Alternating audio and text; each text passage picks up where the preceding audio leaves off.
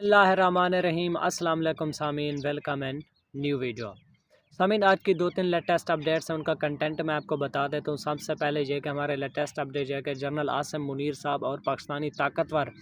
हलकों के लिए एक स्पेशल मैसेज जो है ना वो आ चुका है, और उसके ऊपर जनरल आसिम मुनीर साहब के ऊपर बहुत ज़्यादा अब प्रेशर भी बढ़ चुका है। वो मैसेज क्या है वो भी मैं आपके सामने रखता हूँ। और दूसरा ये कि जो एक ख्वाजा आज जो है ना एक इसहाक डार साहब की मुलाकात हुई है सऊदी एम्बेसडर के साथ। बाज़ार तब एक तिजारती मुलाकात है, लेकिन उसमें बेसिक चीज़ किस चीज़ के ऊपर डिस्कस किया गया, उस मुलाकात का मकसद क्या था, वो मकसद भी मैं आपके सामने रखता हूँ। और तीसरी अहम डेवलपमेंट ये है कि अब ईद के बाद दमादम मस्त कलंदर होने जा रहे हैं। उसमें यह कि अब अपोजिशन की क्या हिकमत अमली होगी और उसके बाद गवर्नमेंट क्या करना चाहती है। तो चलिए सामीन, पहली अपडेट के बारे में मैं आपको बताता हूँ। सामीन, पाकिस्तान में अब इंसानी हकूक़ की खिलाफ वर्जियाँ इस वक्त हद से ज़्यादा बढ़ चुकी हैं, और जिस तरह पॉलिटिकल इंजीनियरिंग हो रही है, स्पेशली इमरान खान साहब के हवाले से, अब स्पेशली ताकतवर हलकों जनरल आसिम मुनीर साहब के ऊपर बहुत ज़्यादा इंटरनेशनल प्रेशर बढ़ चुका है। सामीन, जनरल आसिम मुनीर साहब को बारहा ये बात कही गई कि आप इन चीज़ों से बाज आ जाएँ, और उसके बाद उनकी जो अपने भी ताकतवर शख्सियात हैं उनकी जानब से, फ़ौज की जानब से भी ये कहा गया कि आप इन चीज़ों को इग्नोर करें, आपका ये काम नहीं है। तो जिनका ये काम है आप उनको करने दें, आप पॉलिटिकल इंजीनियरिंग से बाज आ जाए, या फिर ये आपके करने का काम नहीं है। और उसके बाद इंटरनेशनल प्रेशर भी बहुत ज़्यादा बढ़ रहा है। आप एक स्पेशली पैगाम है जनरल आसिम मुनीर साहब के लिए, वो जो है कि अमेरिका की जानब से है कि आप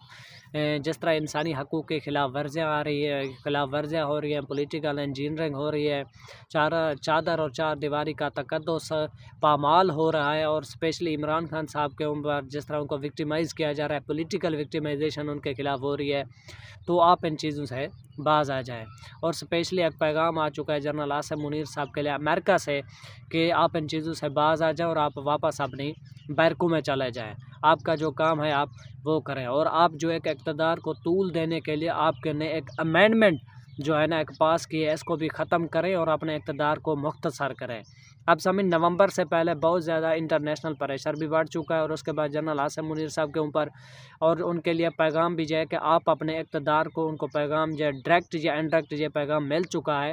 कि आप अपनी वापस बैरकों में चले जाएँ, और उसके बाद आपका जो काम है आप वो करें। आपका काम है सरहदों की हिफाजत करना, आप वो करें, और उसके बाद जो है ना आप अपनी वापस बैरकों में जाने के साथ साथ आपने जो एक इक़्तिदार को तूल दिया है, या फिर आपका जो इक़्तिदार चल रहा है, इसको भी ख़त्म करें। सामीन, अब ये प्रेशर अमेरिका की जानब से तो स्पेशली बहुत ज़्यादा बढ़ चुका है, लेकिन इसके बाद यूरोपीय यूनियन हो, बरतानिया हो, कनाडा हो, और उसके बाद दुबई हो, सऊदीया हो, तो अब दोस्त ममालिक से भी बहुत ज़्यादा ये प्रेशर बढ़ चुका है कि अगर आपने अपने मुल्क में सरमायाकारी लानी है, मुल्क में स्टेबिलिटी लानी है, तो हर कोई अपने दायरा इख्तियार में रहकर काम करे। आप अपने मुल्क में स्टेबिलिटी, स्पेशली चाइना की जानब से भी ये कहा गया, तुर्क की जानब से भी ये कहा गया कि आप अपने मुल्क में स्टेबिलिटी लाएंगे तो कोई आपके मुल्क में सरमायाकारी करेगा, अदरवाइज़ नहीं करेगा। तो अब ये पैगाम आ चुका है जनरल आसिम मुनीर साहब के लिए कि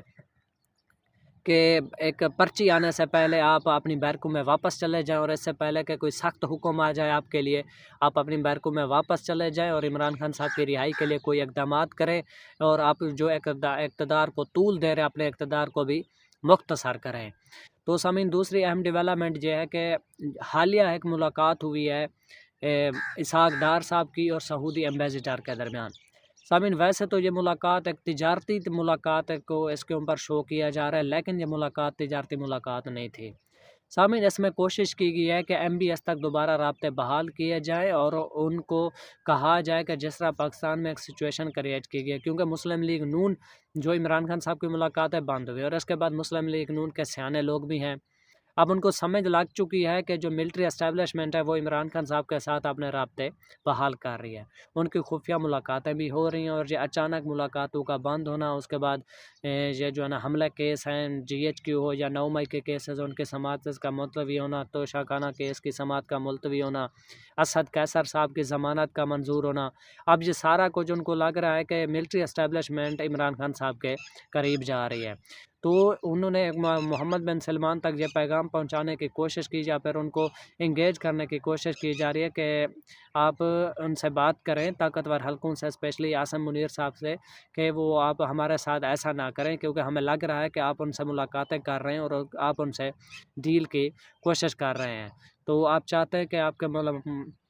जो मामूलात हैं वो पीटीआई से और स्पेशली इमरान खान साहब के साथ बेहतर हों। तो ये ख्वाजा जो इसहाक डार साहब की मुलाकात थी, ये बाज़ार तो एक तिजारती मुलाकात थी, बाज़ार तो नून लीग के जो हालात हैं वो भी ताकतवर हलकों के साथ बेहतर हैं, चाहे वो सब्ज़ मनसूबा हो या हार्स कैटल शो हो, तो उसमें बाज़ार तो तशहरी मुहिम होती है। लेकिन अब मुस्लिम लीग नून को भी ये लगना शुरू हो चुका है कि ताकतवर हलके जो है ना अब अपना बाजू दिखा रहे हैं। तो अब वो कोशिश कर रहे हैं कि इंटरनेशनल तरीके से किसी तरह दुबई सऊदीया से, क्योंकि हमारे ताल्लुकात बेहतर हैं, तो स्पेशली मोहम्मद बिन सलमान से ये उनको एक पैगाम भिजवाया जाए ताकतवर हलकों को कि आप ऐसा ना करें, और आप क्योंकि आपने हमें इक़्तिदार दिया है, तो आप जब तक हमारा इक़्तिदार है तो आप हमारे साथ रहें। तो उनकी जो है ना अब मोहम्मद बिन सलमान तक पहुँचने की जो कोशिश की जा रही है कि आप इसमें इंटरप्ट करें और उनको समझाया बुझाया जाए। सामीन, तीसरी अहम डेवलपमेंट ये है कि ईद के बाद दमादम मस्त कलंदर होने जा रहा है। अब इसमें 2 पोजीशंस हैं, 2 सिनेरियो हैं, दोनों जो फ़रीक़ैन हैं उनके पोजीशन मैं आपको बता देता हूँ। सामीन, पहले गवर्नमेंट की पोजीशन डिस्कस करते हैं।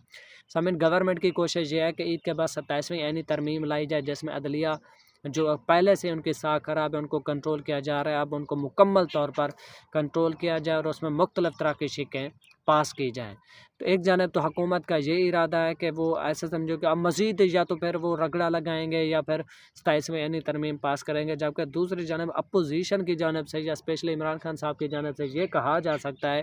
कि ईद के बाद आप एक तहरीक शुरू करें आइन के तहफ़्फ़ुज़ के लिए, उसके बाद इंसाफ के लिए और उसके बाद कैदियों की रिहाई के लिए आप एक तहरीक शुरू करें, जिसमें तमाम अपोजिशन जमातें शामिल और अपोजिशन की जानिब से एक बड़ी तहरीक रोडों के ऊपर आ सकती है ईद के बाद।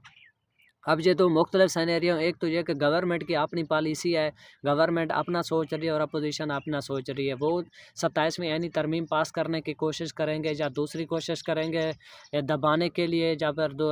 बातचीत करने की कोशिश करेंगे, जबकि दूसरी जानिब अपोजिशन या फिर इमरान खान साहब दोबारा आइन की बहाली के लिए, आइन व कानून के लिए, या जो उनके खिलाफ एक जुल्म व सितम हो रहे हैं उनके ऊपर, उनकी पार्टी के ऊपर, तो वो इसके खिलाफ दोबारा सड़कों के ऊपर आएंगे। तो सामीन, ये थी आज की 2 से 3 लेटेस्ट अपडेट, जिसमें मैंने को बताया कि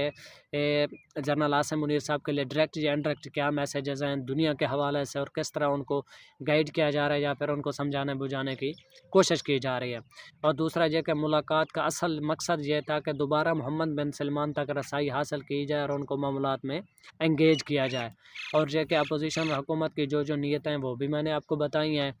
तो इन 2-3 खबरों के बारे में आपकी क्या राय है, आप अपनी राय में कमेंट सेक्शन में ज़रूर बताएं। तो इस तरह की मज़ीद अपडेट्स के लिए हमारे चैनल को लाइक और सब्सक्राइब ज़रूर करें। वीडियो को देखने का शुक्रिया। Thanks for watching. अल्लाह हाफ़िज़।